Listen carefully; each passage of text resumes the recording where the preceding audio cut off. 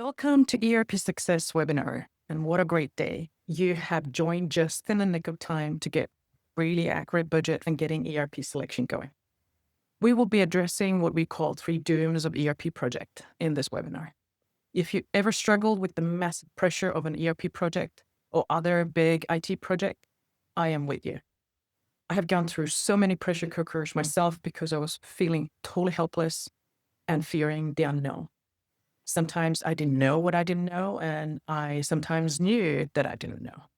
Wish I had a coach to lean on and get through the heavy projects. It was a big weight on my shoulders going through them. Our company mission and my personal mission is to help businesses and people going through ERP project and alleviate the stress and uncertainty stepping into a major project like ERP.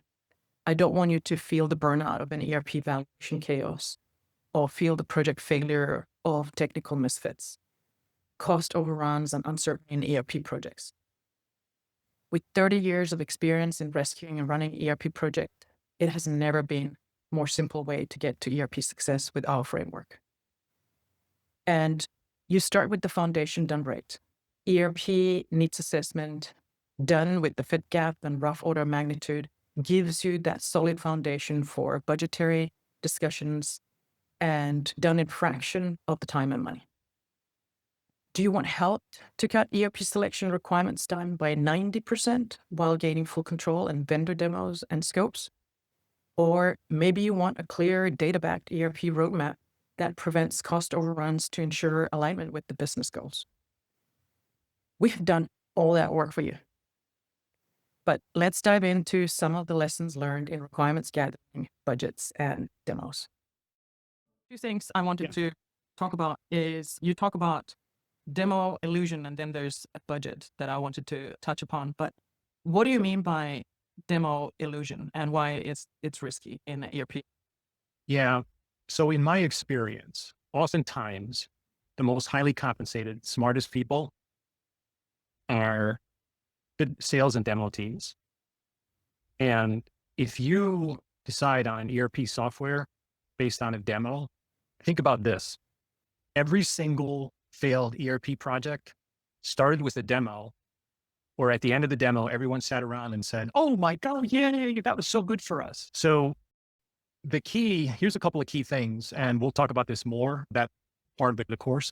But if you think about a couple of important things, number one, if during the demo, the folks that are responsible for your implementation are not in the room or on that call, then you're setting yourself up for failure. Because I've seen the following literally reenacted in different organizations more than once, where the demo team turns the project that the sales and demo team has won over to the implementation team. And during that process, something like the following comes out of the mouth of the project manager that's responsible for implementing the project. "You promised them what?" It is absolutely critical that the people that are responsible for implementing your project sit through the process of your demo. Yeah. Now, the other thing is, if you don't have a demo that addresses the 3 or 5 critical business processes that make your business different, or the things that are going to make or break your implementation, everything else, all the overview, look at how we integrate with AI, look at our dashboards, forget all that stuff. All of that stuff is useless, because you absolutely positively have to focus in like a laser on the things that are critical to making your business run. There are millions of, hours and dollars spent on making all of these ERP software solutions work with generic business processes. It's the stuff that's absolutely critical to your business. Focus on those. And then if those work perfectly, if you want, have the nice happy talk demo that showcases all the latest and greatest stuff. But a lot of people, what they do is they allow themselves to be overwhelmed with all of the cool, this, that, and the other thing stuff. Shiny stuff. Yeah, the shiny objects. And they can overwhelm the critical business stuff. And I've seen lots of demos where that stuff is either glossed over or the explanation is, oh yeah, it does that, when in reality it doesn't do that. No. Yeah, yeah. Sorry, go ahead. No, I was about to say that the demo seems to be the typical thing that shows up early in an ERP selection process that we want to avoid. So demos, we're going to talk about requirements gathering in a little bit, but the other thing that you talk about is budgets. Oh yeah. Yeah. The part of budgeting, and there's two sides of the coin. There's the partners that provides the budget, and then there is the internal budget number. So Yeah. talk a little bit about what you think about the budgets and why they go wrong. So absolutely critical. If you're the consumer that's going to buy one of these systems and buy the implementation services from a partner, it's standard sales practice to ask for time frame, budget, who's the decision maker, all of those kinds of sales guy questions, because sales guys want to close deals.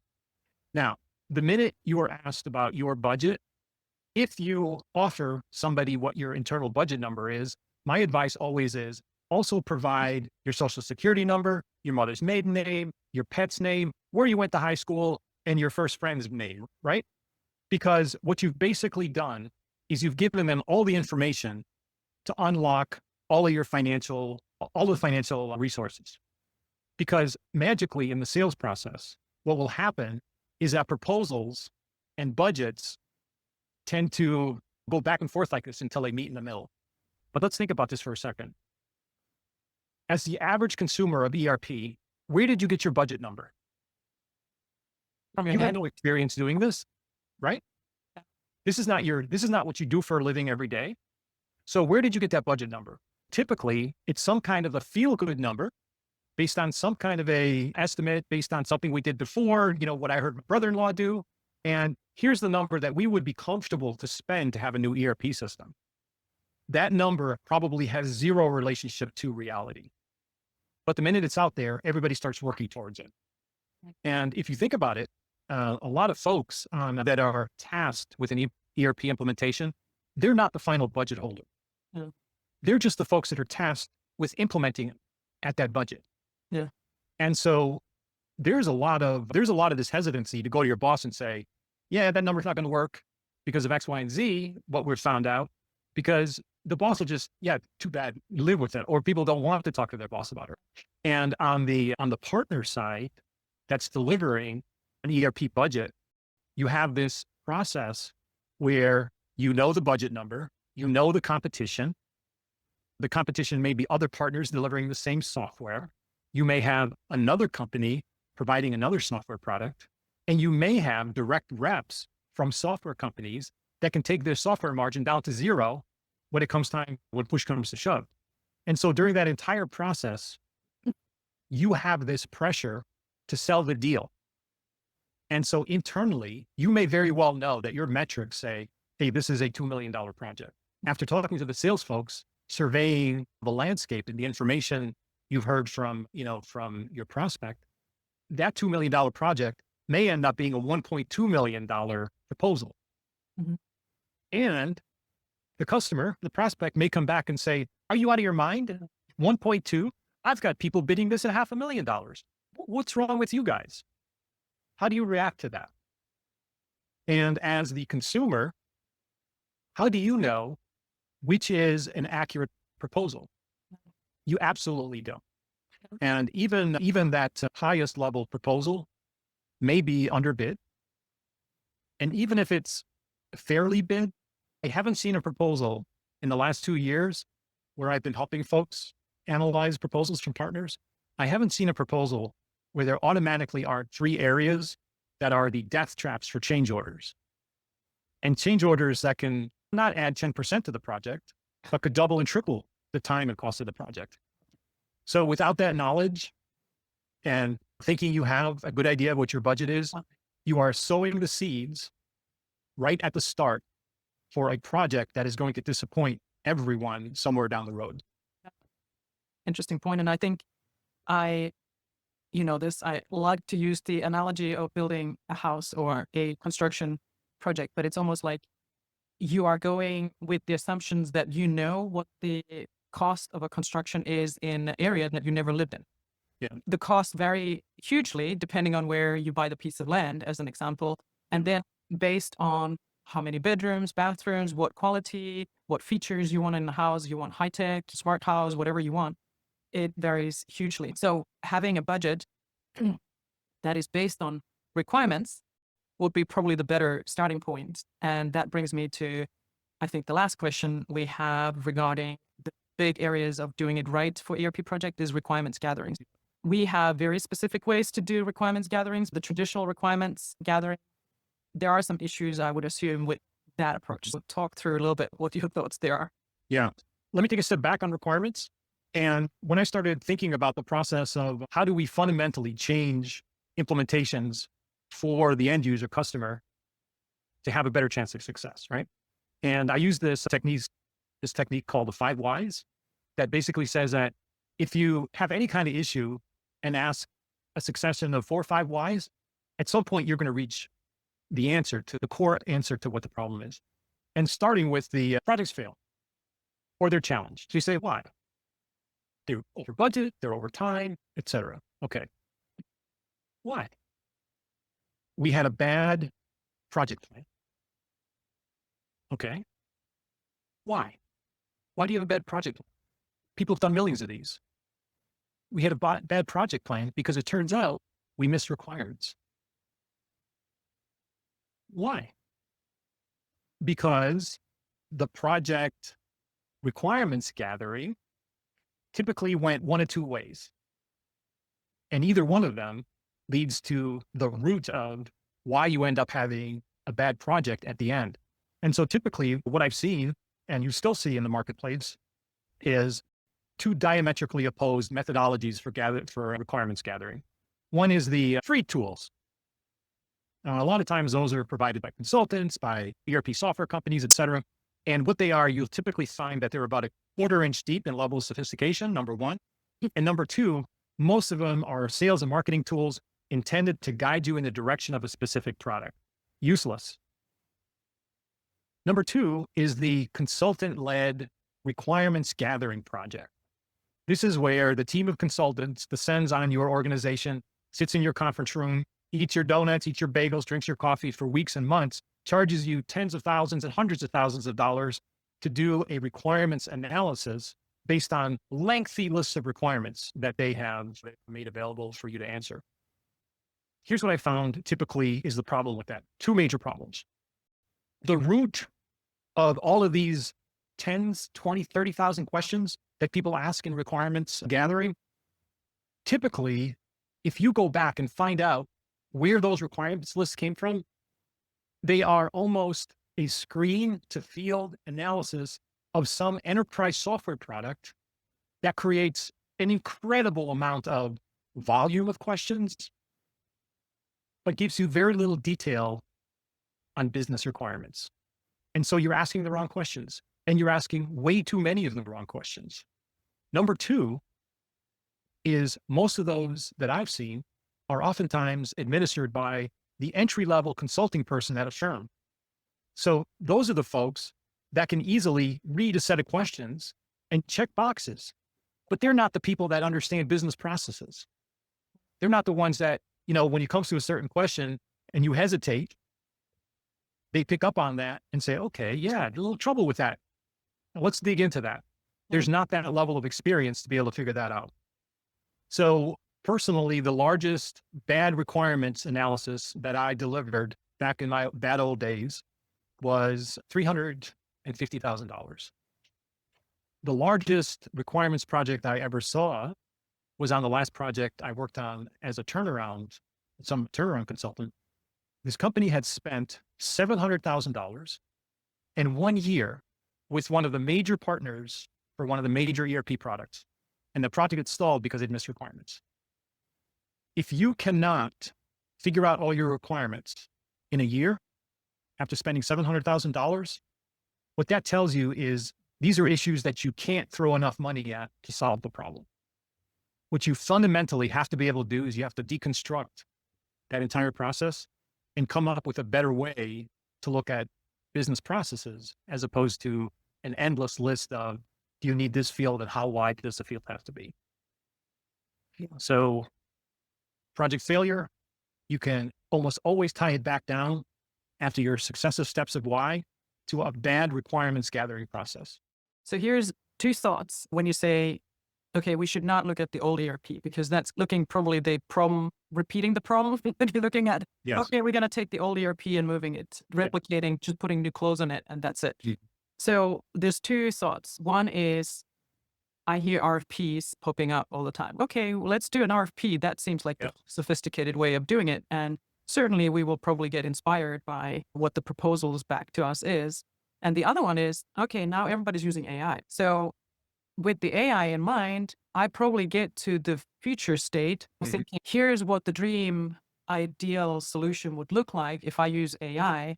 So what are the thoughts and challenges of the two aspects of using keys and using AI tools? So the RFP and AI question, a couple of thoughts on both. First, the RFP. You can spend an incredible amount of time internally or with consulting resources building RFPs. One of the more interesting stories about an RFP is when a really fabulous architect that was working for me came back to me with an RFP in hand and said, would you like me to answer this so that we get the business or truthfully? And I had to laugh because what he basically said was the quiet part out loud. Everybody that gets an RFP wants to get to the next level because everybody figures that that the whole magic to the sales process is getting to the conversation and the demo, because at that point you could obfuscate where you may have stretched the truth a lot, right?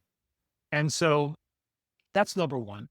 Number two is there are a lot of really potentially good partners that won't even bother answering an RFP because everyone is afraid of the following. If I didn't write it, I'm not getting the business because somebody else wrote it and it's now being shopped around to get some additional responses. So the guy that originally wrote it can get the business and the company that issued the RFP can protect themselves by saying, look, we went out and shopped this. So it's a term in the industry called column fodder, because what you're doing is the company that issued the RFP has an Excel spreadsheet, and then it has columns of all the different companies that responded where they get graded.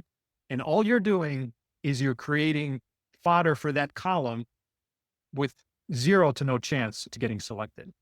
So the RFP process is fundamentally flawed in an awful way to go out and look for software. Because at the end of the day, it creates more work for the company looking for software and the company that's going to help you install the software. And so all we're doing is we're creating extra time and effort and probably increase the expense. So actually, I have a very funny statement for that is a lot of the times, and we've seen this multiple times with our customers, that they already know the ERP that they are leaning towards. Yes. So they have a strong belief they have either word of mouth or something that leans them towards one solution. And I see the RFPs issued just to be approved. Why not to select somebody? So it's almost like deselecting some of the other vendors that board or others have said, you need to go and assess these other companies. Yeah. But somebody, if it's CFO or CIO, is already leaning towards one. So we will talk about that when we do a different way of doing your business requirements, because we use as an insurance policy many times to actually support your selection criteria instead of doing this hugely time-consuming exercise of gathering RFPs. I think that is totally fair that you want to justify what you want to do. Yeah. But do not put a whole bunch of vendors, what I call through the vendor Olympics, with absolutely zero opportunity for them to win the business, because now you're just stealing their time. Yes. And the whole time, because you're assessing them too for nothing. Yep. Yeah, 100%. Then the question of AI and RFPs, that is an absolutely great question. And here's what I have found. In the same way that I can use AI to come back with what is the best way to implement ERP, and you get very generic, fluffy answers, you get nothing specific. and you get nothing that you can take back and depend on to give you a better shot of having a good project outcome. AI is only as good as the data it's able to access to come back. Yeah. What is out there in the general ecosystem for AI to research? It's articles and information that's provided by software companies. It's articles and information written by consulting firms and partners that want to sell software. You think anybody's writing about the shortcomings of anything? It's all biased. Yeah. It's all heavily biased. Imagine turning what used to take hours, even days, into minutes. In this section, we'll show how Discover Assessment uses AI to capture business requirements lightning fast, guiding customers from pain points to priorities in record time. The end result is a fit gap assessment and accurate budget with rough order magnitude estimates. The idea of Guide has always been, let's understand the customer's requirements from a business level, a kind of a pain point level, why they're trying to do a new project. It requires the customer or the partner, especially like you and team do a great job of this, is working through a set of requirements. Typically, if they're going kind of full soup to nuts, it might be 700 individual requirements. And that takes a bit of time. Actually, it still needs potentially an advisor to help them determine what are the most important requirements. Using AI with the information, the data and volume that we've had in our platform. So we've had over 6,000 customers that have been assessed on our platform. We're able to use some of this data to help drive what are the most important requirements and make it an easy process. In our first release of this, we're focused on SMB ERP. So in terms of the SMB ERP evaluations, on average, we're talking about 4 to 6 hours of effort to capture the requirements. Okay. And then you've got time to review. So what we've aimed to do with this release is to get that caption requirement down to under 30 minutes. Okay. And actually, you could probably do it in 10 minutes. So this is what we have in terms of the front end. So we've set the customer up. We can now start engagement.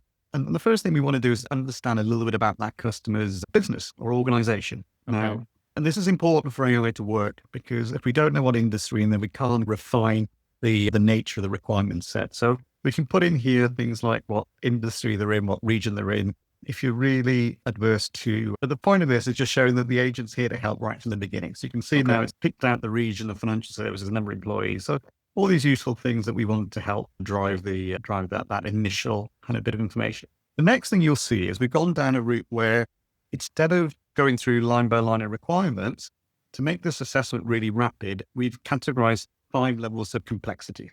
Okay. Against each level of complexity, we've built in what are the must and should have requirements for each level. Which ask the agent, what level of finance do I need? Okay.